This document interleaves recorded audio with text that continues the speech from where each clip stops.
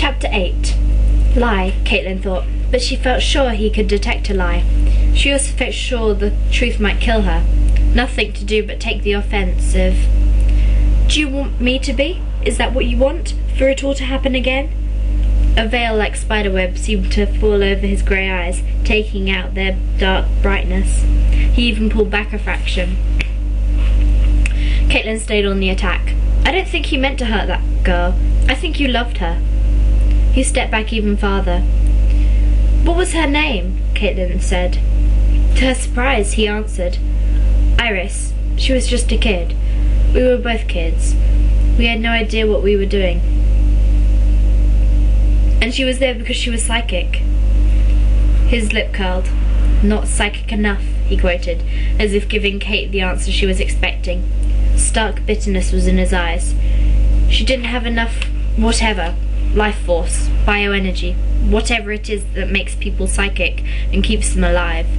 That night at the centre, by the time I was able to let go of her, she was just limp. Her face was white, blue-white. She was dead. His chest heaved, and then he said deliberately, No life, no energy left. I drained her dry. Caitlin wasn't on the offensive any longer, and she couldn't hold his gaze. Her own chest felt as if there were a tight band around it.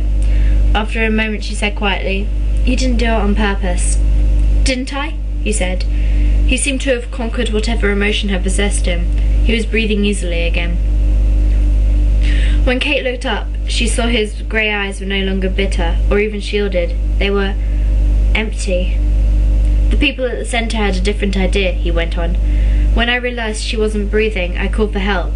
And when they came and saw her, all blue like that, they thought the worst.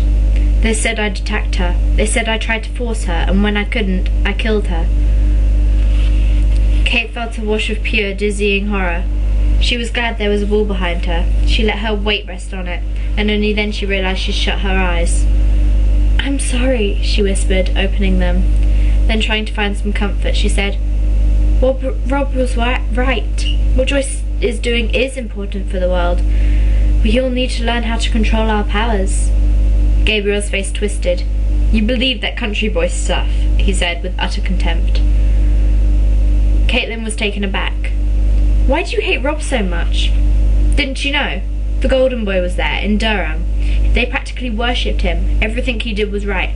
And he was the one who figured out what had happened to Iris. He didn't know how I'd done it, but he knew her energy had been tapped, like blood if you cut an artery. They hunted me, you know, like an animal. The centre and the police and everyone. His voice was dispassionate. But that wasn't Rob's fault, Kate thought. It wasn't. Aloud she said, So you went on the run? Yeah. I was 14 and stupid. Lucky for me, they were stupider. It took them a year to find me, and by then I was in California, in jail. For another murder, Caitlin said steadily. When the world is so stupid, you take your revenge, you know? People deserve it. Anybody that week deserves it.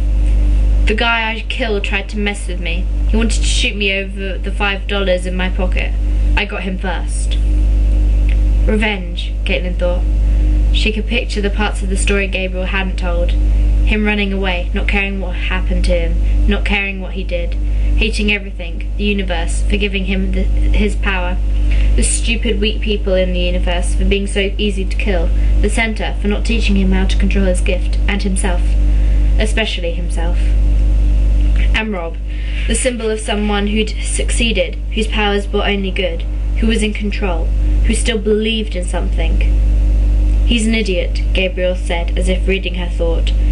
He did that too much. It bothered Caitlin. Him and those other two, they're all idiots. But you have some common sense. Or at least I thought you did. Thanks, Kate said dryly. Why? You see things. You know something's wrong here. Caitlin was startled. Something wrong? You mean at the Institute? He gave her a look of knowing contempt. I see. That's how you're going to play it. I'm not playing anything. He flashed a disturbing smile and turned, walking to the centre of the room. After all, if you leave, you don't stand much chance of getting him. Can't reel him in from Ohio. Caitlin felt herself flush with anger. It was over. The confidences The confidences, Gabriel's almost decency, his letting down of walls. He was going to be as nasty and objectionable as possible now, just so she wouldn't get the wrong idea about him, like that he was an okay person. Well, I won't rise to it, Caitlin thought. I won't even dignify that with an answer. And however it sounds, he can't really know what Anna and I talked about behind closed doors. She pushed herself off the wall and moved one step toward Gabriel. She said, very formally, I'm sorry for what happened to you. It was all terrible. But I think that you should start thinking about what you can do to change things from now on. Gabriel smiled silkily from behind his walls. But what if I don't want to change things? 2 minutes ago, Caitlin had been dizzy with sympathy for him. Now she wanted to kick him in the shins. Boys, she thought. Good night, Gabriel, she said. You jerk. He widened his eyes. Don't you want to stay? It's a big bed. Caitlin didn't bother to answer that at all. She went out with her head very high, muttering words that would have shocked her father. One thing was fortunate. For a while there, she'd felt quite close to Gabriel, and that could have meant trouble. Imagine her, Caitlin the Cold, falling for not just one, but 2 boys. But he'd taken care of that. He pushed her away, and she felt certain he wouldn't let her ever get close again. No, thank God, she wasn't in any danger. She found Gabriel interesting, even in a weird way, heartbreaking, and he was certainly gorgeous, but, well, anyone with the bad luck to fall in love with him would have to disembowel herself with a bamboo letter opener. She wouldn't tell anyone what he'd told her about his power. That would be betraying a confidence. But she thought she might talk with Rob about him someday. It might change Rob's views to know that Gabriel could feel regret. Strangely, when Kate got back to bed, she fell asleep at once. The next day, Joyce took them to San Carlos High. They were already registered for classes, and Kate was delighted to find that she shared sociology and British literature with Anna and Rob. In fact, she was delighted with everything. She'd never dreamed school could be like this. It was different from Ohio. The campus itself was bigger, more sprawling, more open in design. Instead of one big building, there were lots of little ones, connected by covered paths. Ridiculous if it snowed here, but it never snowed here. Never. The buildings were more modern too.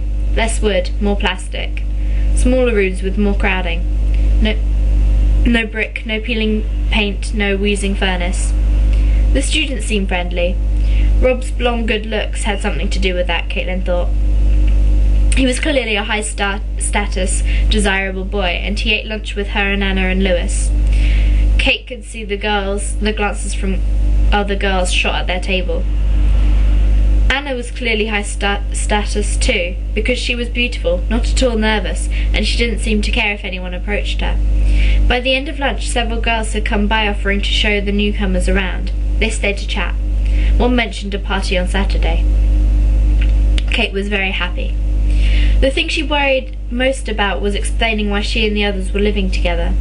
She didn't want to tell these California girls anything about psychic powers and the institute. She didn't want to be different at the school.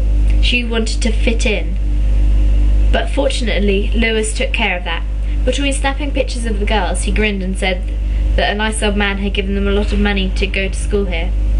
No one believed him, but it created an irresistible aura of mystery that enhanced their status even more. At the end of the day, Caitlin walked out of the art studio class feeling blissful. The art teacher had called her portfolio impressive and her style fluid and arresting. All she wanted to make the world perfect was Rob.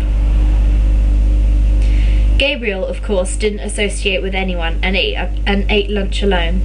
Caitlin saw him several times that day, always away from people, always with his lip curled. He could have had tremendous status himself, she thought, because he looked so handsome and moody and dangerous, but he didn't seem to want it.